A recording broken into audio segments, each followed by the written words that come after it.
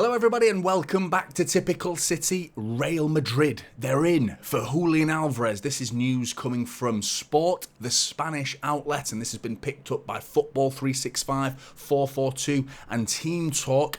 Julián Álvarez is a player that I want City to keep, and Real Madrid are reportedly aiming to sign this player by the end of the year. Now this is news that I'm not sure has got much truth for it, namely because Pep Guardiola seems to have a new role for Julián Álvarez. But the byproduct and the aftermath of this particular player being sold to Real Madrid, reportedly, is financing another move for a player I've already told you that City are potentially eyeing up and have some interest in, Evan Ferguson. Julián Álvarez for Evan Ferguson, I'm not too sure those two players are the same. And you also have to factor in that Real Madrid versus Manchester City in particular. I remember years ago, and for the last decade, and any club nowadays really, you read the newspaper or open up any whatever website you go on to find your news, and you hear that Real Madrid are about to target one of your favourite players, one of your star players, a World Cup winner like Julián Álvarez. It's the end of that player being at your club, because if Real Madrid come knocking on the door, the player normally opens the door for the club and says, I'm off to Real Madrid. But not anymore, because we are Manchester City. Now we come in for a player, just ask Wolves when they opened up their website or whatever newspaper they get their news from and found out that City are targeting Matheus Nunes.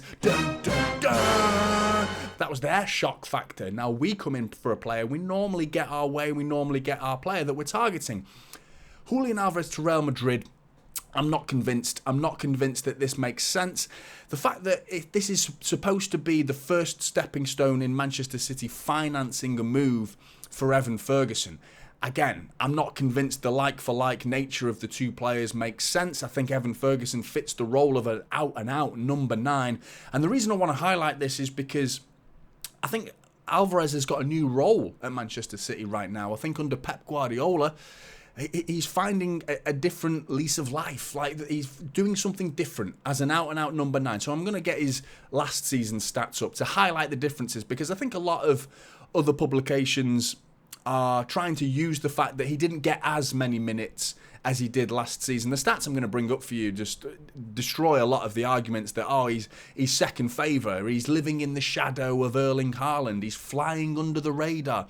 I think his ability is flying under the radar. I don't think enough people talk about Julián Álvarez. When you talk about Manchester City and their stars, you talk about Erling Haaland, you talk about Kevin De Bruyne. You don't really hear Julián Álvarez's name being brought up, certainly not at the start of the conversation. It's normally at the end, like a, oh yeah moment. We've got Julián Álvarez. It's not really like the out-and-out star. This season, he's started all 4 Premier League games. Okay, but the reason why I want to bring up his stats is because comparative to last season is why I want to do it. So last season, Julián Álvarez, 49 appearances. So that's not the number of appearances for someone who's not getting game time. In terms of the minutes, maybe a little less so. You can see a lot of those appearances there are obviously from substitute appearances, hence the 2,524 minutes, but 17 goals in your first season as a Premier League winner, and slap a World Cup in the middle of the season to disrupt your momentum during your first season at Manchester City, and you went and won the World Cup during that time as well. You know, you were one of the key figures in that Argentinian team to win the World Cup. He gets himself 5 assists. Really good. Really, really good. And last season he was predominantly a number 9. He floated a little bit. Rarely did we see it, but it wasn't as common as this season where it was little and large, Haaland and Álvarez. This season we see a lot more of that. And I'm starting to like it. I didn't warm to it at first, I must admit. I think in the first game of the season I was like, okay, let's give it a whirl, see how it goes. And I wasn't convinced. The more I see it, the more it starts to make sense. In particular in the absence of Kevin De Bruyne, where I think it really makes sense. But you look at those key passes for a start. Last season, 0.6. Not great, but that's what you're expecting from a number 9 there. 0.6 and 83.3% passing accuracy last season. Now then, you compare it to this season. Obviously, there's only so many games to go off with him getting 6 appearances to his name. 455 minutes, so he's playing a lot more. He started all 4 Premier League games for us this season, which he wasn't doing last season. He's starting the games for us, and he's playing behind Erling Haaland now. He's got himself 2 goals and an assist, which is pretty good going, not bad at all, but look at those passes. That's what I'm talking about in his involvement. His overall game and his ability to affect the game is evolving. He as a player is evolving. He is not just becoming what Erling Haaland is a fox in the box. And he's got that in his nature. The way he took his goal against Newcastle is fantastic. Edge of the area, drifted into that space. And quite often the fact that Erling Haaland is occupying the minds of so many defenders right now. The 2 centre-backs tend to double-team Erling Haaland because he's such a threat that one-on-one, 99 times out of 100, you're losing that fight with Erling Haaland. If you're getting into a wrestling match with Erling Haaland and trying to man-mark him out of the game, it takes 2.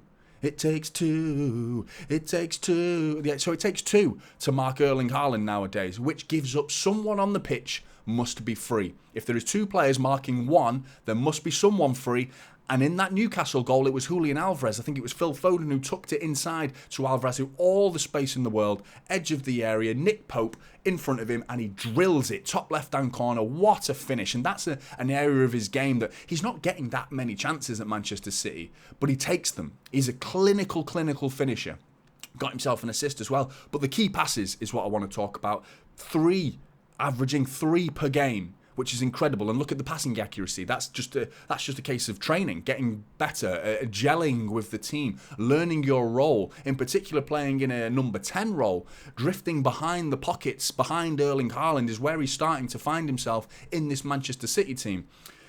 There's a new role for Julián Álvarez this season, and it's fantastic. I think it's starting to work with Phil Foden being able to drift into those positions as well. I think we're now seeing that Álvarez has versatility. And then you bring into question, why would we sell him? Just all the facts I've just given you, okay, that's enough of a reason for me to not sell him. At 23 years old as well, his market value is £50 million.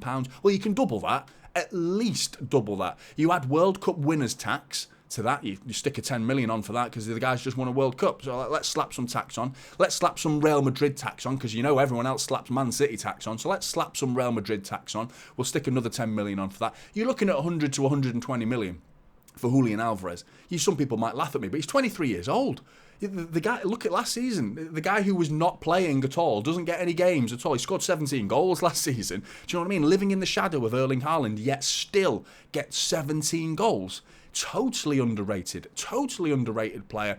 Understandably so, because the limelight was very focused on Erling Haaland, which brings into question, how does Evan Ferguson fit into this long term? Because first of all, it's Paul Barber, Brighton owner, who suggested that Evan Ferguson will not be for sale until 2028. So we've got another 5 years to wait for Evan Ferguson. We haven't got 5 years to wait for the replacement of Julián Álvarez if Real Madrid come in this year.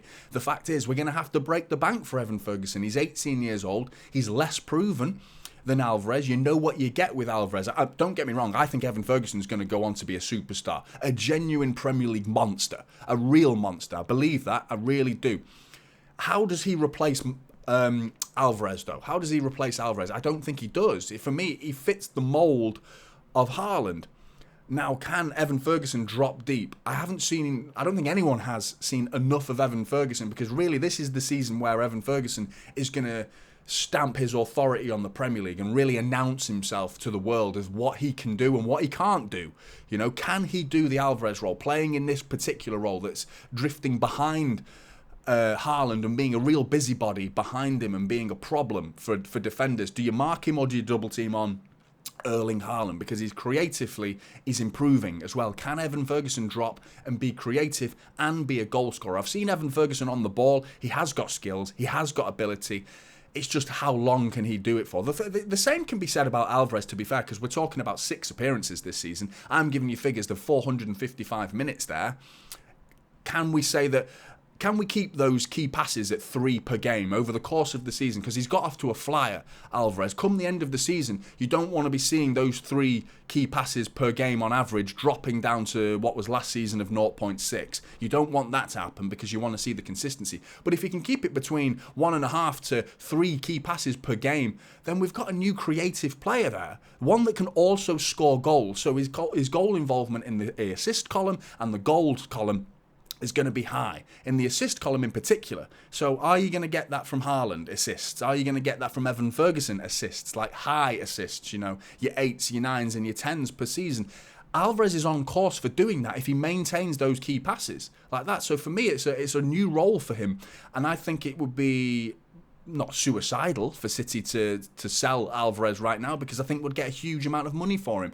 Will he have his head turned? Do Real Madrid still have that same pulling power when it comes to Man City? When it comes to the City players, can they offer what we can offer? Because right now, if you look at the Real Madrid setup and the Manchester City setup, you've got the lovely Madrid weather, the nice bit of sunshine, the heritage, the history of the two clubs is obviously very different. But right now, you're not going to get more money at Real Madrid, because we can make more money at Manchester City effectively.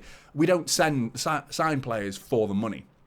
Football-wise, you're getting Pep Guardiola's tutelage, and you're getting a guaranteed trophy per season. Almost every season you're going to win a trophy. You know that. At Real Madrid, you're probably going to win a trophy, almost certainly. But at City, it's almost a guarantee. It's almost that good, you know, in particular under Pep Guardiola. So what are you getting at City that you're not going to get at Real Madrid, and vice versa? You know, I think maybe heritage comes into it. I mean, if you're joining a club purely based on the club's history, I don't know. I think for me, if I'm a player, I'm looking forward. I'm thinking, what can I win? What can I win? Last season, Alvarez went and bagged himself a hat-trick, knocking Real Madrid out in the process. So for me, I think City would be stupid to sell Alvarez. I don't think they will, certainly not this season. And if Real Madrid come knocking, I think we slap a huge price tag on it, a huge one, and rightly so. But Blues, are you happy with the idea of Alvarez leaving and Evan Ferguson coming in? Personally, I'm not. I don't think it's a good move. I like Evan Ferguson, but the fact that they're not prepared to sell him for another 3, 4, 5 years, potentially, it's not worth the risk. It is a risk. Whereas Alvarez, I think he's slowly finding his feet. And what do you think of his new role? Do you think this is as long-term? Has it got life to it with Alvarez behind Erling Haaland? Get your comments in below. I'd love to hear them. Like and subscribe. Typical City is the channel, and I'll see you in the next one. This is Typical City now.